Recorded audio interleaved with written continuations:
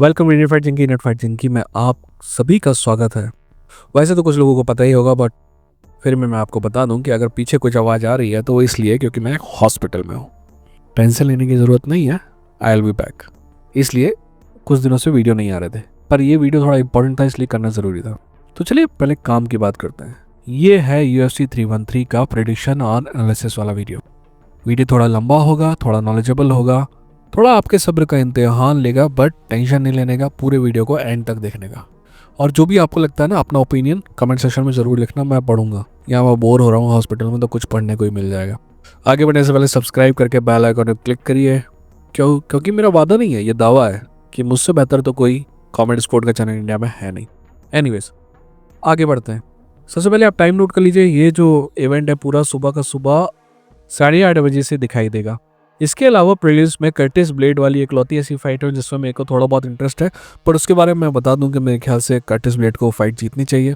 तो प्रीलिम्स का मैं टाइम इसलिए नहीं बता रहा हूँ आपको, ठीक है ना। मेन कार्ड जो स्टार्ट होगा वो सुबह 8:30 बजे से स्टार्ट होगा, and that's a very good thing. कभी कभी डे टाइम सेविंग से अपने को बहुत फायदा होता है, दोस्त 7:30 की जगह 8:30 बजे उठना पड़ता है, और प्रीलिम्स में 4:30 की जगह 5:30 बजे उठना पड़ता है। एनीवेज, कहाँ देखना है आप सभी को पता है। सोनी टाइम 2 में देख सकते हैं, सोनी टाइम 3 में देख सकते हैं, हिंदी कमेंट्री के साथ देख सकते हैं, अंग्रेजी कमेंट्री के साथ देख सकते हैं, सोनी लिव ऐप में देख सकते हैं जिसमें मैं देखता हूँ, या फिर जियो टीवी में देख सकते हैं। अगर आपके पास नहीं है तो अपने दोस्त से बस OTP मंगवा लीजिए, फ्री में देखने को मिल जाएगा, ठीक है ना। ओके, चलिए फाइट्स की बात करते हैं। इस पूरे इवेंट में 2 ही फाइट ऐसी हैं जो मुझे इंटरेस्टिंग लगती हैं, और शायद मैं यहाँ पे हूँ इस वजह से मेरा टाइम भी थोड़ा कम है, तो ये 2 फाइट के बारे में बात करेंगे, ठीक है ना। पहले बात कर लेते हैं को-मेन इवेंट की। को-मेन इवेंट है जस्टिन गेची वर्सेस हाफिज अल-फिजीब। क्या बहुत से लोगों को मानना है कि ये फाइट एक्चुअली जो पहले थी डैन हुकर वाली फाइट की, उस फाइट से अच्छी है। मेरे को नहीं लगता कि उस फाइट से तो अच्छी है ये फाइट, बट बुरी भी नहीं है। इस बारे में कह सकते हैं कि ये फाइट ना तो अपग्रेड है ना तो डाउनग्रेड है। वो फाइट जितनी एक्साइटिंग होने वाली थी, शायद ये फाइट भी उतनी ही एक्साइटिंग होगी। और ये फाइट के बारे में हम पहले पूरा एनालिसिस कर चुके हैं जब इन दोनों की फाइट पहली बार हुई थी, इसलिए ज़्यादा टाइम वेस्ट करेंगे नहीं। सबसे पहले जस्टिन गेची की बात कर लेते हैं। अगर आप जस्टिन गेची को ध्यान से देख रहे होंगे तो आपको समझ में आ रहा होगा कि पिछली 3 फाइट से जस्टिन गेची ने अपना स्टाइल जो है वो बहुत हद तक चेंज किया है। जस्टिन गेची बहुत ज़्यादा डिफेंसिवली बेटर नज़र आ रहा है। और आप अगर मेरा चैनल देखते हैं तो आप सभी को पता होगा कि मैं बहुत दिनों से, बहुत सालों से ये कह रहा हूँ कि जस्टिन को अपना स्टाइल बदलना चाहिए, क्योंकि अगर वो बदलेगा नहीं ना तो उसकी जो फाइट के बाद की जो ज़िंदगी है ना वो बहुत दुख भरी होने वाली है। और ऐसा लगता है कि ट्रेवर विटमैन, जिसको मैं ब्लेम करता था जस्टिन के स्टाइल के लिए, तो जस्टिन की स्टाइल अगर चेंज हुई है तो उसके लिए उसको क्रेडिट भी जाता है। हाँ, ये स्टाइल चेंज होने के बाद मैक्स हॉलोवे वाला लॉस है, बट मैक्स स्पेशल है दोस्त। इसके अलावा हाल ही के दिनों में कुछ इंटरव्यू में जस्टिन गेची ने यह बात स्पष्ट की है कि उसकी ज़िंदगी में 1 या 2 फाइट ही और बची हुई है, and I am happy to hear that. Justin Gaethje का करियर जो है ना बहुत ज़्यादा डैमेज से भरा हुआ है। मेरे को बस इतनी सी उम्मीद है कि जस्टिन गेची जैसे तैसे फाइट गेम से निकल जाए और अपनी बाकी की ज़िंदगी अच्छे से बिताए। I hope and I pray कि उसको किसी भी तरह का कंकशन इशू ना हो। वैसे उसकी बोलने के तरीके से तो नज़र आता है कि ऑलरेडी उसको कंकशन इशू है, but I hope that I am wrong. अब बात कर लेते हैं हाफिज अल-फिजीब की। हाफिज अल-फिजीब की जब बात करेंगे तो सबसे पहली बात जो आपको नोटिस करनी है वो ये है कि ये उसके लिए एक शॉर्ट नोटिस फाइट है। और इसके जो 2 लॉसेस है ना, वो 2 लॉसेस को आप 1 सेकंड के लिए भूल जाइए, क्योंकि हाफिज अल-फिजीब जो है ना उससे बेहतर फाइटर है। जैसे कि 2 लॉसेस में से 1 लॉसेस तो जस्टिन गेची वाला ही लॉस है, जिसको मैं लॉस नहीं मानता हूँ, और दूसरे में भी थोड़ा बहुत गड़बड़ थी। हाफिज अल-फिजीब मेरी नज़र में इस डिवीज़न का सबसे बेहतरीन प्योर स्ट्राइकर है। क्या वो जस्टिन गेची से बेहतर स्ट्राइकर है? बिल्कुल जस्टिन गेची से बेहतर स्ट्राइकर है, बट क्या वो जस्टिन गेची से बेहतर फाइटर है? नहीं। स्ट्राइकर बेहतर है बट बेहतर फाइटर नहीं है। फाइटिंग में स्ट्राइकिंग के अलावा भी बहुत सी चीज़ें चाहिए होती हैं, और उन्हीं सब चीज़ों को मिला के जस्टिन गेची को एज आती है। चलिए पिछली फाइट के बारे में भी थोड़ी बहुत बात कर लेते हैं। देखिए, मैंने जब ये फाइट स्कोर की थी तो मैंने क्लियरली ये फाइट हाफिज अल-फिजीब के लिए स्कोर की थी, बट ये क्लोज फाइट थी, इसलिए उस बारे में ज़्यादा बहस करने की कोई ज़रूरत नहीं है। किसी को लगता है कि जस्टिन गेची ये फाइट जीता है तो भी मैं एक्सेप्ट करने को तैयार हूँ, पर उस फाइट के बारे में मैं बात इसलिए कर रहा हूँ इस एनालिसिस वीडियो में, क्योंकि उस फाइट से हमें 2 चीज़ें पता चलती हैं। पहली चीज़ क्लियरली पता चलती है कि यस, जस्टिन गेची को हरा सकता है हाफिज अल-फिजीब, और दोनों का आप लेवल देखो, एक 11 नंबर पे है और एक 3 नंबर पे है। तो पहली बात तो ये है कि जस्टिन गेची को हरा सकता है हाफिज अल-फिजीब, बट दूसरी बात ये है कि जस्टिन गेची डैमेज लेने के बावजूद भी कमबैक कर सकता फाइट में कभी भी, और सिंपल वर्ड में कहें कि वो ओवरकम कर सकता है एडवर्सिटी को। यानी कि आप जस्टिन गेची को कभी भी काउंट आउट नहीं कर सकते हैं फाइट से। और यही जो चीज़ है ना, ये इस फाइट को इंटरेस्टिंग बनाती है। इस फाइट के साथ एक और प्रॉब्लम है, एक लौती प्रॉब्लम जो है वो ये है कि मेरा मानना है कि ये फाइट 5 राउंड की होनी चाहिए थी, बट क्योंकि ये शॉर्ट नोटिस फाइट है तो मुझे समझ में आता है कि आखिर क्यों 3 राउंड की ही रखी गई। बट अगर 5 राउंड की आती ना तो हमें और ज़्यादा डिसाइसिव फाइट नज़र आती है और पता चलता है कि दोनों में एक्चुअल में बेहतर कौन है। 3 राउंड तक आप अपनी कमियां छुपा के रख सकते हैं, 5 राउंड जो होता है ना वो आपको ओपन कर देता है। चलिए अब इस फाइट की बात कर लेते हैं। सबसे पहली बात, रेसलिंग के बारे में कोई बात करने की ज़रूरत नहीं है, it's a pure waste of time. आपको भी पता है क्यों, मुझे भी पता है क्यों, ठीक है ना। अब स्ट्राइकिंग की जहाँ तक बात करेंगे तो स्ट्राइकिंग में भी वैसे कुछ ज़्यादा बात करने के लिए नहीं है। मैंने आपको पहले ही बता दिया है कि हाफिल फिजीव जो है वो जस्टिन गेची से बेटर स्ट्राइकर है, ज़्यादा यंगर भी है, ज़्यादा भूखा भी है, और मेरे ओपिनियन में उसने लास्ट फाइट जीती भी थी। बट जिस हिसाब का मूड दिखाई दे रहा है ना जस्टिन गेची का इस फाइट के पहले, मुझे लगता है कि हाफिल फिजीव को ये फाइट जीतने के लिए जस्टिन गेची को ब्रेक करना पड़ेगा। और क्या वो उस काबिल है, इसी सवाल का जवाब मैं आपको, आपका आंसर छुपा हुआ है कि इस फाइट को कौन जीतेगा। और सरल शब्दों में कहूँ तो मैं ये बताना चाहता हूँ आपको कि आखिर पिछली फाइट के बाद हमें ये समझना है कि जस्टिन गेची की चिन रिकवर हुई है कि नहीं हुई है, क्या वो पहले जैसा डैमेज ले सकता है कि नहीं ले सकता है। अगर रिकवर नहीं हुई है ना तो आप ये मान के चलें कि एक तरफा हाफिल फिजीव की फाइट होने वाली है। बट अगर जस्टिन गेची की चिन रिकवर हो गई है, उसके डैमेज लेने की क्षमता वापस पहले जैसी है, I think he is going to win this fight. ठीक, दिल कहता है जस्टिन गेची जीतेगा, दिमाग कहता है जस्टिन गेची जीतेगा, पैसा होता तो जस्टिन पे लगाया जाता। ठीक, अब मेन इवेंट की तरफ चलते हैं। मेन इवेंट है एलेक्स पेरेरा वर्सेस मागोमेड अनकलायव। कई लोगों का मानना है कि ये मेन इवेंट जो है 6 महीने पहले हो जाना चाहिए था, कई लोगों का मानना है कि 1 साल पहले हो जाना चाहिए था, कई लोगों का मानना है कि एक्चुअली एलेक्स का पहले डिफेंसिव मागोमेड के खिलाफ होना चाहिए था। और मेरा मानना है कि ये जो तीनों लोग हैं, तीनों के तीनों सही हैं। हम हमेशा एलेक्स की तो बात करते ही रहते हैं, पर इस बार पहले मागोमेड से शुरुआत करते हैं। जहाँ तक मागोमेड की बात है, आप सभी को पता होगा कि मैं सालों से कह रहा हूँ कि मागोमेड चैंपियन बनेगा लाइट वेट डिवीजन का। और मेरे हिसाब से मागोमेड अनकलायव को आज से 4 साल पहले चैंपियन बन जाना चाहिए था, और ये 4 साल होना चाहिए था जहाँ पे वो अनडिफीटेड चैंपियनशिप डिफेंड कर रहा होता। पर वो ऐसा क्यों नहीं कर पाया, पता है कि इस बात पे कोई भी शक और दोहराई की बात नहीं है कि मागोमेड अनकलायव बहुत ही टैलेंटेड फाइटर है, रेसलिंग में भी और स्ट्राइकिंग में भी। बट मागोमेड के साथ प्रॉब्लम है कि उसके पास लो फाइटिंग आईक्यू है।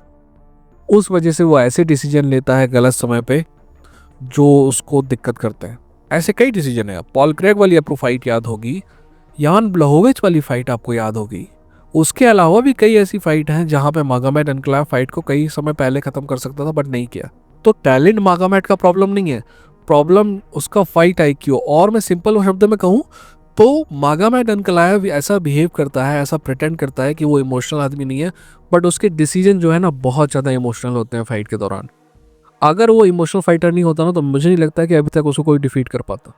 ना तो उसकी फाइट, उसके रिकॉर्ड में एक डिफीट होती, ना तो उसके रिकॉर्ड में एक ड्रॉ होता। ये बात भी सही है जो मागोमेड अनकलायव के फैन कहते हैं कि यूएफसी नहीं चाहती थी कि वो चैंपियन बने। हाँ, ये बात सही है, पर ऐसे कई फाइटर हैं जो चैंपियन बने जिनको यूएफसी चैंपियन नहीं बनते देखना चाहती थी। इन्हें दुनिया भर को ब्लेम करने के बाद हमें अपनी जिम्मेदारी खुद भी लेनी चाहिए। चलिए मागोमेड के बाद बात कर लेते हैं एलेक्स की। एलेक्स पेरेरा के बारे में मैं ऐसी कौन सी बात कर दूं जो पहले नहीं कही गई है। एलेक्स पेरेरा यूएफसी का सबसे बड़ा सुपरस्टार है। एलेक्स पेरेरा स्पेशल है, और मेरे ओपिनियन में इस जनरेशन का सबसे बेहतरीन कॉम्बैट स्पोर्ट फाइटर कोई है तो वो एलेक्स पेरेरा है। और भी सिंपल शब्दों में वो लॉन्डवो का हॉली होम है। चलिए अब उस बारे में बात करते हैं जिस बारे में आप सभी को पता है कि बात जाएगी, और वो ये है कि हाँ, ये बात बिल्कुल सही है कि एलेक्स पेरेरा की रेसलिंग को उस तरीके से टेस्ट नहीं किया गया है जैसे लाइट हैवीवेट चैंपियन की रेसलिंग को टेस्ट किया जाना चाहिए था। ये बात पूरी तरह सही है, और हो भी क्यों ना। आखिर इस आदमी ने रेसलिंग अपनी टेस्ट करना या फिर रेसलिंग करना तभी सीखा जब ये कॉम्बैट स्पोर्ट में एमएमए में आ चुका था। इसके पहले उसको ज़रूरत नहीं थी।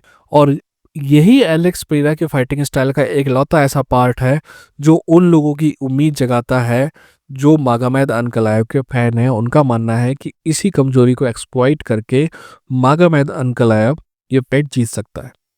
चलिए अब इस फाइट की बात करते हैं। अब जब इस फाइट की बात करेंगे तो सबसे पहले रेसलिंग की ही बात कर लेते हैं। रेसलिंग की जहाँ तक हम बात करेंगे तो इस बारे में कोई शक और दो राय की बात नहीं है कि मागोमेद अनकलायव बेहतर रेसलर है एलेक्स से। मागोमेद के जीतने का जो रास्ता है वो रेसलिंग से होकर ही जाता है, इस बारे में भी हम बात कर चुके हैं। बट रिलैक्स, एक सेकंड के लिए आप इसको स्ट्रेटेजिकली सोचिए, रणनीतिक तौर पे सोचिए। क्या ये रेसलिंग फाइट है? नहीं ना। क्या एलेक्स पेरेरा को मागोमेद अनकलायव को रेसलिंग में हराना है? नहीं ना। तो फिर ये तो एक एमएमए फाइट है। तो क्या मिनिमम रिक्वायर्ड है एलेक्स पेरेरा से इस पूरी फाइट में? आप सभी को पता है इसका जवाब। मिनिमम रिक्वायर्ड है एलेक्स पेरेरा से इस फाइट में, वो ये है कि वो फाइट को स्ट्राइकिंग में रखे, यानी कि टेक डाउन डिफेंस अपना पक्का रखे। लगातार टेक डाउन डिफेंस डिफेंड करते रहेगा वो, तो फाइट स्ट्राइकिंग में रहेगी। और एक अजीब सी बात है जो पता नहीं क्यों यूएसए के जो एथलेटिक कमीशन है वो ये नहीं देखते हैं। मेरा मानना है कि वन चैंपियनशिप की बहुत अच्छी बात यह है कि वो टेक डाउन डिफेंस को भी गिनते हैं पॉइंट देते समय, क्योंकि टेक डाउन डिफेंस भी तो एक एबिलिटी है, एक स्किल है। वहीं अमेरिकन एथलेटिक कमीशन नहीं देखते। खैर, इस फाइट में वापस आते हैं। तो एलेक्स पेरेरा को अपना टेक डाउन डिफेंस अप रखना है, स्ट्राइकिंग में फाइट रहेगी और वहीं से उसके जीतने का रास्ता है। बट क्या वो ऐसा कर पाएगा? इसी सवाल के जवाब में ये सवाल का जवाब भी छुपा हुआ है कि कौन जीतेगा फाइट। मेरा पर्सनली मानना है कि हाँ, वो ऐसा कर पाएगा पहले राउंड में और शायद दूसरे राउंड में। पर धीरे धीरे जैसे जैसे फाइट आगे जाती जाएगी उसके टेक डाउन करने की क्षमता भी कमजोर होते जाएगी, और यहीं से जीत का रास्ता है मागोमेड अनकलायव का। मेरा मानना है कि मागोमेड अनकलायव को पहले के एक दो राउंड जैसे तैसे सरवाइव करने हैं और लगातार टेक डाउन अटैम्प्ट करने हैं। पर टेक डाउन अटैम्प्ट करते समय उसे कॉम्बिनेशन में टेक डाउन अटैम्प्ट करना पड़ेगा। ऐसा नहीं होगा कि वो अगर नेकेड टेक डाउन अटैम्प्ट करने की कोशिश करेगा ना तो अलेक्जेंडर नहीं, एलेक्स की जो नी है ना वो उसके सर पे पड़ेगी गारंटीड। और अगर वो दूर रहेगा तो एलेक्स पेरेरा को ज़्यादा झंझट लेने की ज़रूरत नहीं है, वो किक से ही उसका खेल ख़त्म कर देगा। इसीलिए उसको बॉक्सिंग रेंज में रहते हुए टेक डाउन करने का अटेम्प्ट करना है, बार बार बार बार बार बार, ताकि पंचेस ज़्यादा एक्टिविटी में ना आ पाए एलेक्स पेरेरा के। और ऐसा करते हुए वो पहले दो राउंड हारने के बाद भी तीसरे और चौथे राउंड से वो ये रियलाइज़ करेगा कि उसका टेक डाउन जो है वो ईजी हो रहे हैं। चलिए अब दूसरी तरफ स्ट्राइकिंग की बात करते हैं। जैसे कि मैं पहले भी बात कर चुका हूँ, मागोमेद अनकलायव एक इमोशनल फाइटर है। अगर वो इमोशन में आके चुनता है स्ट्राइकिंग करने का स्ट्राइकर के खिलाफ, तो गेम सेट और मैच है, ये फाइट वो नहीं जीतने वाला। आप पहले या दूसरे राउंड में उसको नॉकडाउन या फिर नॉकआउट देखेंगे। जहाँ तक स्ट्राइकिंग की बात है, आप सभी को पता है कि एलेक्स पेरेरा कई गुना बेहतर है मागोमेड अनकलायव से, तो इस बारे में तो बात करने की ज़रूरत है ही नहीं। बट मेरा मानना जैसे कि ये है कि धीरे धीरे उसकी रेसलिंग हावी हो सकती है, धीरे धीरे टेक डाउन ईजी हो सकता है। इसीलिए एलेक्स को ये फाइट पहले दो या ज़्यादा से ज़्यादा तीन राउंड में ख़त्म करनी चाहिए। उसके बाद उसके लिए दिक्कतें बढ़ती जाएंगी। अभी तक वो जिन भी फाइटर से फाइट करते आ रहा है वो मोस्टली स्ट्राइकर हैं, तो उनके साथ वो टाइम ले सकता है उनकी कमियां देखने में, उनके फाइटिंग स्टाइल को समझने में और फिर कमी निकाल के मौके पे चौका मारने में। बट मागोमेद अनकलायव के साथ वो ये रिस्क नहीं ले सकता। He need to finish the fight as soon as possible. In the end मेरा क्या मानना है? मेरा मानना है कि शुरुआत में Alex Pereira will be able to protect the take down, defend the take down from Magomed Ankalaev, और मेरा मानना है कि एलेक्स पेरेरा के अच्छे खासे चांस हैं ये फाइट जीतने के। ठीक, दिल कहता है एलेक्स पेरेरा जीतेगा, दिमाग कहता है दोस्त चांस है मागोमेड के। पैसा होता तो एलेक्स पे लगाया जाता। आप बताइए आप क्या सोचते हैं? और टेंशन लीजिए, मैं 2-4 दिनों में वापस आ जाऊंगा, ठीक है? अपना ख्याल रखिए, अपनों का ख्याल रखिए। ये था इंडियन फाइट चंकी। लड़ेंगे और जीतेंगे, और भोजड़े का हम नहीं जीतेंगे तो कौन जीतेगा यार।